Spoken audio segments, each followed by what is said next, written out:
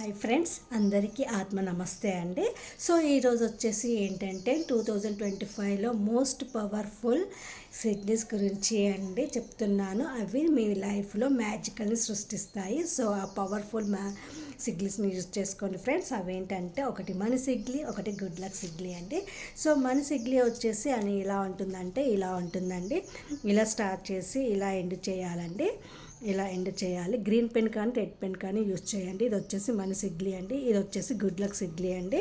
Good luck సిగ్లీని ఇలా ఇలా ఇలా ఇలా ఇలా స్టార్ట్ చేయండి. తర్వాత ఇలా డ్రా చేయండి.